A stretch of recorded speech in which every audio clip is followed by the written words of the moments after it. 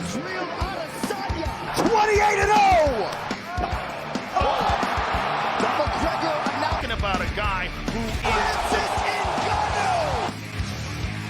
Hey, what's up my homies? Lay here. This one's going to be the Korean Zombie taking on Dan Ige. And there's so many pick and matchups on this card. As always, make sure you head kick the like button, use your own techniques. Alright homies, let's jump straight into it. Alright, first fight on this card, we've got Lara Procopio taking on Casey O'Neill. Already this is a pick and matchup in my mind. Both of these girls are good grapplers. Who's the better grappler? In my opinion, it's Lara Procopio. You know, she's got more experience. She's a black belt in BJJ. Casey O'Neill's a purple belt. Although she showcased some good grappling, Lara Procopio, in my mind, is a better grappler. Now, who's the better striker? As far as technique and output goes, I would say Casey O'Neill. But if you're looking at power, then Lara Procopio is the better striker. Casey O'Neill had a really impressive debut, but that's against Shana Dobson. If she did something similar in this matchup, then I'm really impressed, you know. I'm taking note. I've been back and forth on this matchup, and that's like a green sign, like I said a couple weeks ago.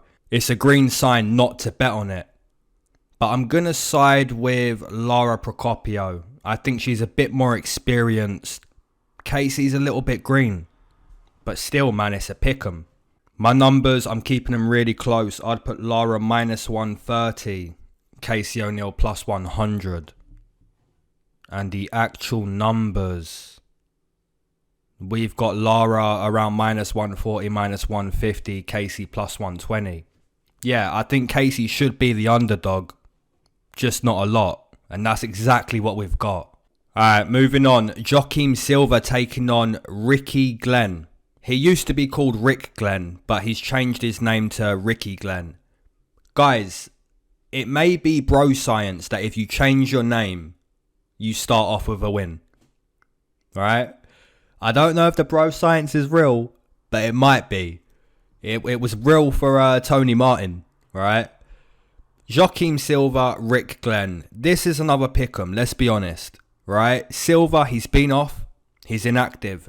Ricky Glenn, he's been off. He's inactive. So if you're laying money on this matchup, you're basically laying money on an inactive fighter and hoping for the best. It's a pick'em. I've never picked Joaquim Silva inside the octagon. I'm going to do it this time. Hopefully he's had some nice training in that 2 years off. But man, it's a shot in the dark. It's a pick'em. Silva doesn't have the best gas tank, but he has more punching power. Rick Glenn does have more output, but he's not a world beater, you know. It's a pick'em. I'm going to take the Brazilian. And I'm going to keep my numbers really close, minus 110 each. And we've got Ricky Glenn plus 100, Silva minus 120. Yeah, spot on. Both of these guys are inactive. How do you bet on it? It's gambling. Alright guys, we've got Josh Parisian taking on Roque Martinez. Wow. Again, it's another pick'em, man. Josh Parisian, he's a taller fighter. He's a longer fighter. He should look to use the grappling. But if you look at him against Parker Porter, completely gassed out, adrenaline dump. Just a horrible performance. Now Roque Martinez hasn't been much better. He's 0 wins, 2 losses inside the UFC. Both of these guys need a win. And I think Roque probably needs a win more than Parisian. It's low level heavyweight. Again, guys, I think you're gambling with your money. You're really taking a shot in the dark if you lay money here. But I'm going to take Roque Martinez. I haven't picked him yet. I like his attitude a little bit more than Josh Parisian. If he just has a higher output than Josh Parisian and doesn't get stuck on his back, he can easily win this fight. It's anyone's fight though. I think if you're Josh Parisian, you have to search for takedowns. And don't gas out, you know? It's another pick'em. I'll take Roque Martinez and I'll put him around minus 120. And the actual line, we've got Roque Martinez plus 110. Josh Parisian minus 120 up to minus 130. Yeah, it's another close line, and rightfully so. How do you confidently lay money on this spot? You can't. Matthew Semelsberger taking on Khaos Williams. Another one, man. This is good matchmaking. So Matthew Semelsberger, this guy's been pretty okay so far in the UFC. Against Colton Minus, he used that wrestling in his debut. And then against Jason Witt, he just broke his chin. Real quick. Now, if he tries to break the chin of Khaos Williams, he might get his chin broken himself. So the grappling game plan, it seems like a smart game plan. We've seen what Khaos Williams can do. This man has got heavy hands. His gas tank isn't the best, but if he can crack your chin round 1, round 2, yeah, there's a good chance that you're going to go to sleep. Originally, I was picking Semelsberger, and then I swapped my pick to Khaos Williams, and now I'm back on Semelsberger, man. It's a tough one, because I can see Semelsberger using the grappling. You know, a nice mixture of striking and grappling. I think that should be the game plan of Semelsberger. On the flip side, you can just see Khaos Williams causing chaos, you know? But my prediction, I'm going to side with Semelsberger to use that grappling and to basically edge a decision or even a submission against Khaos Williams. So I'll put Semelsberger around minus 130. And the actual numbers, we've got Semelsberger plus 150. Khaos Williams minus 170. I mean, if Khaos Williams can just strike, he isn't taken to the mat, then that's a good price. But if Semelsberger mixes this one up, that's a nice underdog price. Alright, Virna Jandiroba taking on Kanaka Murata. Now, both of these girls are grapplers, right? Virna is more of a jiu-jitsu grappler. Well, I say more, she's a jiu-jitsu grappler. Murata is a wrestler. So both like to grapple, they just like to do it in different ways. Virna has way better jiu-jitsu than Murata. And Murata has way better wrestling than Virna. So we need to look at who the better striker is. I would say the better striker is Virna. But, you know, there's no real confidence with that. She was popping out nice 1-2s against Mackenzie Dern in that last round. But yeah, that's her only weapon, really, on the feet. I mean, she swings the overhands, but they're slow. Murata's kind of the same. You know, she's going to stick a 1-2 in your face, stick single shots in your face, but that's just to clinch. You know, both of these girls are naturally grapplers. And we're probably going to get a striking match. Now, if the fight does hit the floor, does Virna have the ability to submit Murata? Absolutely. Does Murata, though, on the flip side, have the ability to just lay and pray? Just lay in that full guard? She could. And that's why this one's still sweaty to pick. I'm going to side with Virna. I think she's more well-rounded, more experienced. And the jiu-jitsu, it might be the difference. My numbers, I'd put Virna around minus 140. Murata plus 110. And the actual numbers, we've got Virna minus 130 up to minus 160. Murata coming back plus 120, plus 130. So yeah, it's another one where the dog could cash. But I only see Murata cashing as a dog if she can lay and pray. Right? If it's on the feet, it's going to be close. I kind of favour Virna. If it's on the mat, you would hope that Virna would use the jiu-jitsu to use sweeps. Or even find a submission. But Murata's quite heavy. You know, she might just lay and pray. And that's why it's still a little bit difficult to bet on.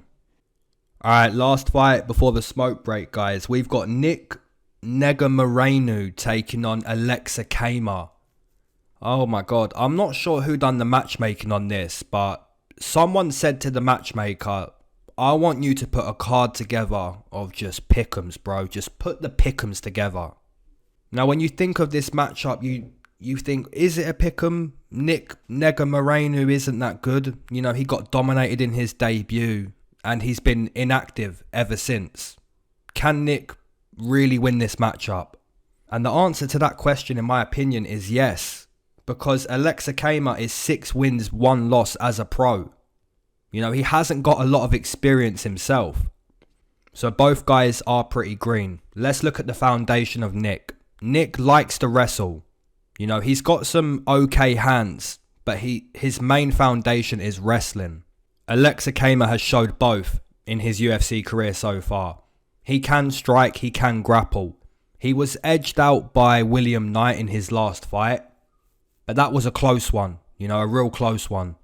Do you know what, guys? I'm actually going to side with the inactive fighter that's been off for over 2 years. I think if he can come back, use some good wrestling, don't get stuck on his back, which I highly doubt he does here against Alexy Camur, I think he could potentially win. And it's not a downplay on Alexy Camur, because I've only picked him so far in the UFC. I just think this is a pick'em. You know, there's some unknown factors in this matchup. So this is more of a faith pick than logic. But I'm going to take Nick Negumereanu to come back after 2 years and show some improvements. My numbers, I'd keep them real close. I'd put them -110 each. And we've got Alexy Camur -250. So I'm talking about, I'm not downplaying Alexy. But when you look at the odds, there's a lot of downplaying on Nicolae Negumereanu. You know, you have to admit it. He's +200. I don't think the skill gap between these fighters is that big. I know Alexy Camur trains with Stipe. He's got some good UFC experience, had a couple fights. But yeah, I'm going to side with Nicolae. There's not a lot of logic behind it, but yeah, hopefully he's made some good improvements and hopefully he can wrestle with Alexy Camur. Alright, my homies, you know what time it is.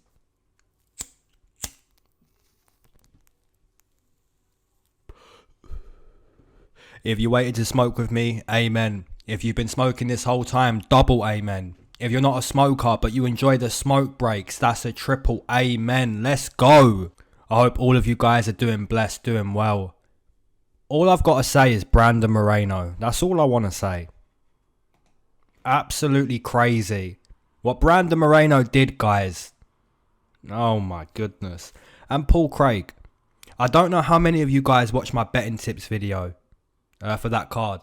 But I said Paul Craig TKO, that best not be the crazy prop of the card. It best not be. That's exactly what I said. It was.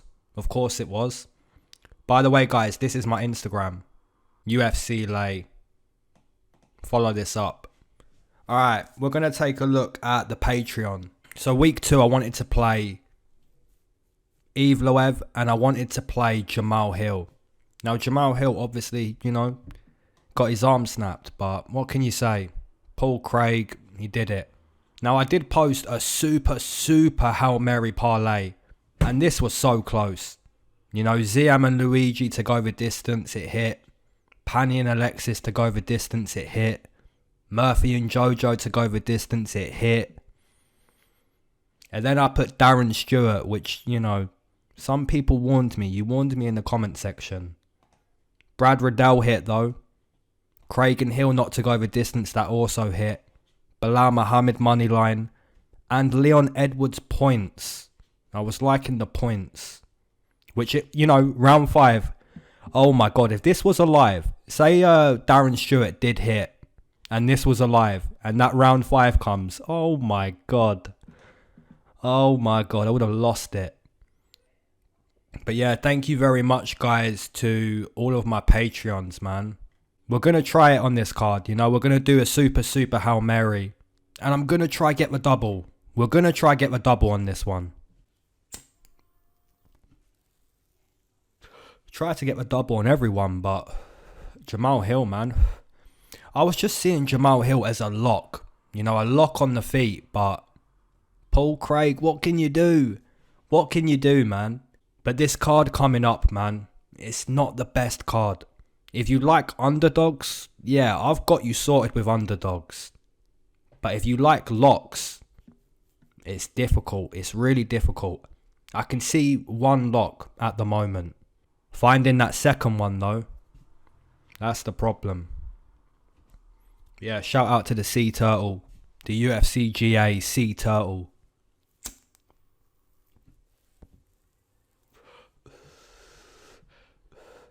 Alright guys, let's get into breaking down the rest of these main fights. Diego Lima taking on Matt Brown. Now Douglas Lima just lost, so I don't want that to be like a bad omen for Diego Lima. But we'll see, we're going to see. Diego Lima, this guy had quite a nice run before the loss to Belal Muhammad. Let's be honest, in that Belal Muhammad fight, he got beaten up.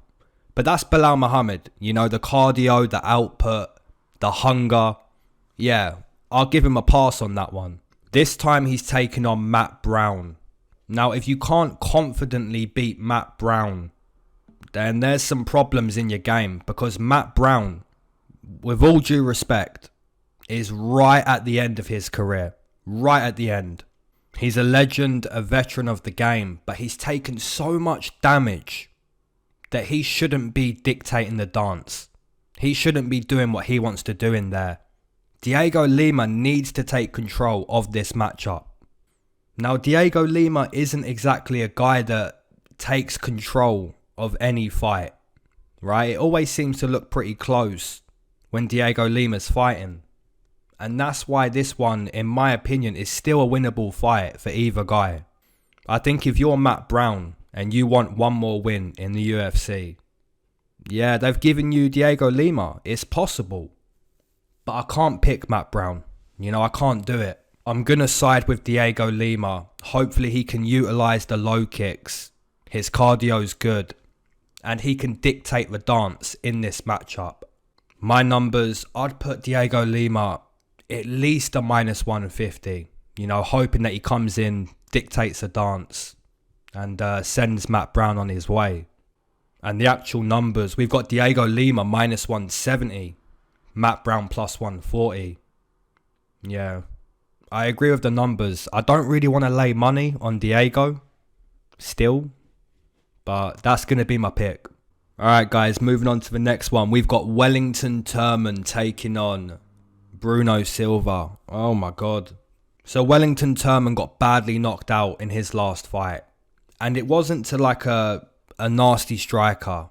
It was to Andrew Sanchez. Now maybe Andrew Sanchez has been working on some striking at TriStar. But Andrew Sanchez is primarily a wrestler. To see him do that to Turman, really shocking.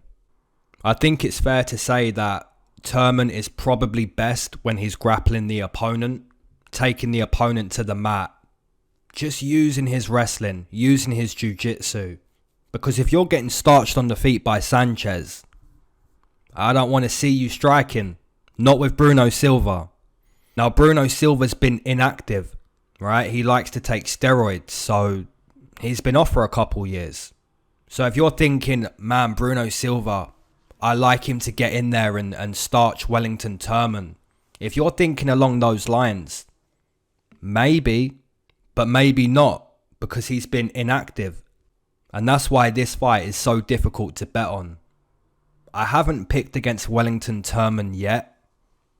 I know Bruno Silva can cause some problems on the feet, but I think the takedown is the path to victory for Wellington Turman. Again, guys, I think you have a pick and matchup. If you like to play underdogs, this really is the card for you. I'm going to side with Wellington Turman to use those takedowns and to get a win. My numbers, I'd put Wellington no more than a -120, you know, because Bruno is going to have the better striking. And the actual numbers, Bruno Silva -150, Wellington +120. So again, the line is close and you can see why. You know, Turman's got to use the grappling.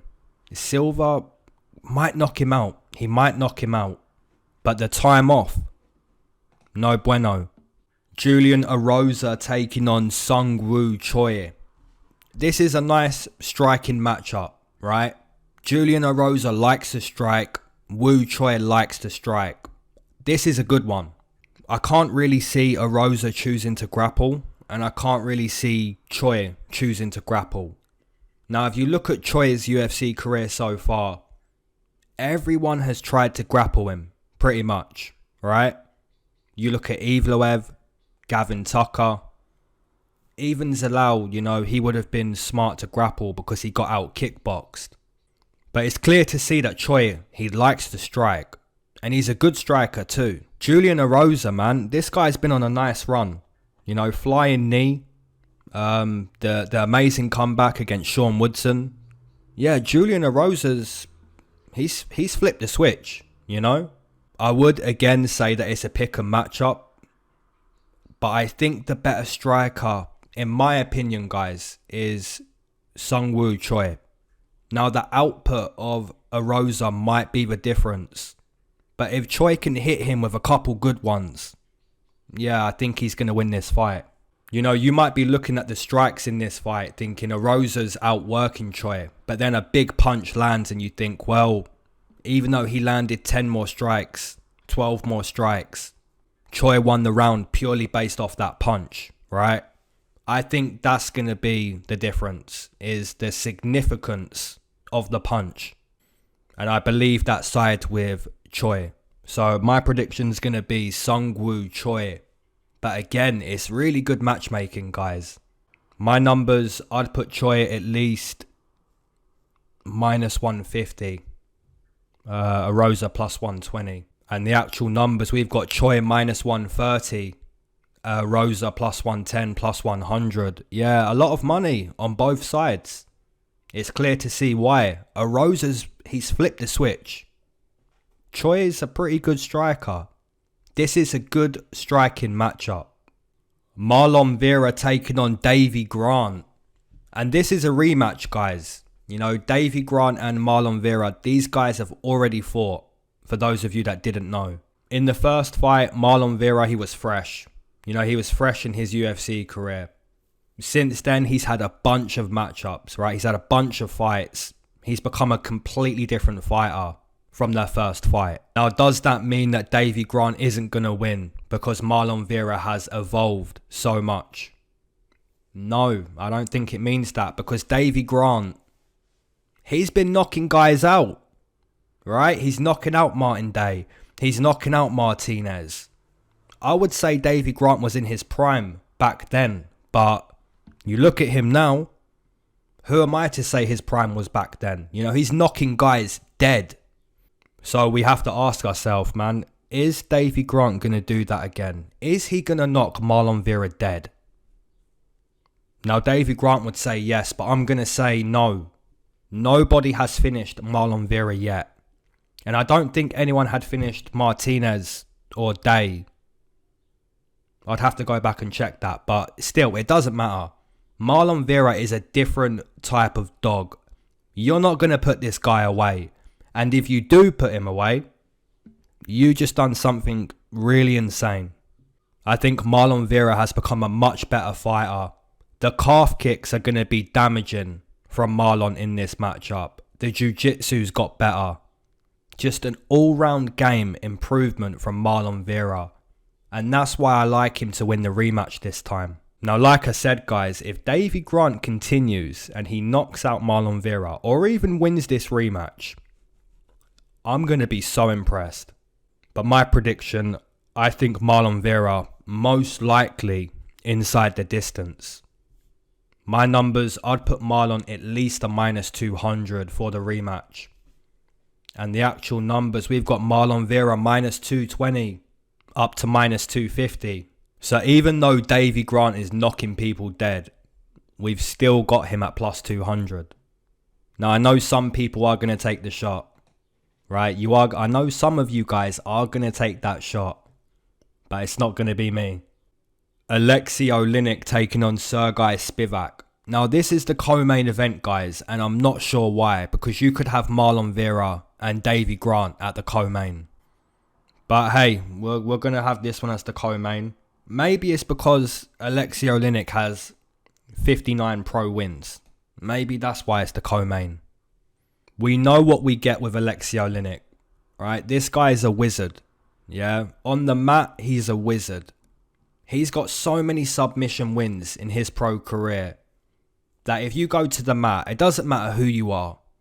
If you go to the mat with this guy, it could end very, very badly. Now Spivak, I wouldn't say he's a prospect just yet, because he has lost a couple times. But he's starting to put together a nice run. You know, you can see the jab. The jab is being improved. His wrestling is already pretty decent. He's becoming a name in this heavyweight division. And I think if he wants to continue that, he has to beat Alexy. Now Spivak, like I said, his wrestling is pretty good. He likes to wrestle with his opponents, but he can't do that this time. You know, if you wrestle with Alexy, you're asking for trouble. You know, you're playing with fire. I can't predict Alexy to win this fight. He's got so much more experience than Spivak. If he takes him to the mat, it's more than possible that he gets his 60th pro win. But I just can't predict it. I have to side with Spivak. He's younger, he's more violent, and like I said, he's starting to find his name in this heavyweight division. So I'll take Spivak to hand out some nasty damage to the old man, Alexy. My numbers, you'd have to put Spivak at least a -2, at least. And the actual numbers, Spivak -220 up to -250. It's the same situation with Jamal Hill and Paul Craig, right? If Spivak is on the feet, he is -250. If he goes to the mat, now you've got Alexy like -150, -170 on the mat. It's always going to come down to who can implement their tactic, who can implement their game plan. I have to side with the young buck to do that. You know, it's possible that Alexy does it, but I'm not going to predict it. The Korean Zombie taking on Dan Ige. Guys, if you haven't head kicked the like button yet, please go ahead and do that. Now, this main event is by far the best fight on the card. It's better than the co-main, it's better than the prelims. It might be better than every fight put together. That's how good this main event is. So let's break this one down. The Korean Zombie taking on Dan Ige. We're going to start with the Zombie. Now the Zombie, he has really, really good jiu-jitsu. Let's start by saying that. But what does he like to do? He wants to box your head off, right? He's looking to break your chin. But he's not looking to do it in a uncomposed manner, which sometimes is a good thing for Zombie and sometimes most recently is a bad thing. And I'm going to explain that further. What Zombie likes to do is to utilize his boxing, but he wants to do it in a counter way, right? He wants to counter you to use his boxing, or at least play the sweet science of boxing with you. That's what he wants to do. Now let me give you examples of when it works and examples of when it doesn't work, right? If you go back and watch the fight with Moicano, you can see Zombie doing it. He's playing that sweet science. He's playing you're going to get this science wrong and I'm going to get it right and we're going to see the result of that. And if you go back and watch it, you can see him doing that. You know, he stood just in front of him, just checking what he's doing, looking at what he's doing, taking reads. Moicano gets it wrong, Zombie gets it right. And you look at the result. Now go look at the fight against Frankie Edgar. It's the same thing, right? Frankie Edgar gets the sweet science of boxing wrong and Zombie gets it right. And it's, again, you know, the opponent gets badly hurt. Badly hurt. Now we look at the Ortega fight. This time, Zombie couldn't get it right. He couldn't get that sweet science right. And I think I know why. If you look at Brian Ortega, he's not trying to counter Zombie, right? So he's giving Zombie what he wants. He's going first. But if you watch what Ortega's doing, he's going first with the Zombie. But he believes in his hands so much. He believes in his ability to go first so much that ultimately Zombie was just frozen. He was frozen. I don't think the Zombie fully prepared for Ortega to be so game to use his boxing, right? Ortega was going first often and he was landing those punches. Now something that I like about Dan Ige, he likes to go first. You know, Dan Ige isn't looking to counterpunch. He's looking to be first with heavy punches. And that's why this fight is so difficult to predict. Because Zombie likes to counter. Dan Ige likes to go first. But Dan Ige is pretty good at going first. And that's because he believes in his hands. He really believes in his hands. This is a super difficult prediction to make. If you go watch Dan Ige against Barboza, he gets dropped by a counter hook from Barboza in the first round. It's in the first 45 seconds. Now that moment, it scared me. When I was watching tape, it scared me, man. I think the Korean Zombie could time Dan Ige and put him down. But I also think Dan Ige could just replicate a performance from Ortega where he goes first. Round 1 I'm going first. Round 2 I'm going first. And he's landing at will against the Zombie. I wouldn't even be shocked if Dan Ige slept the Zombie. Right? Ultimately, guys, what we're getting here is two guys who are going to look to embrace the science of punching.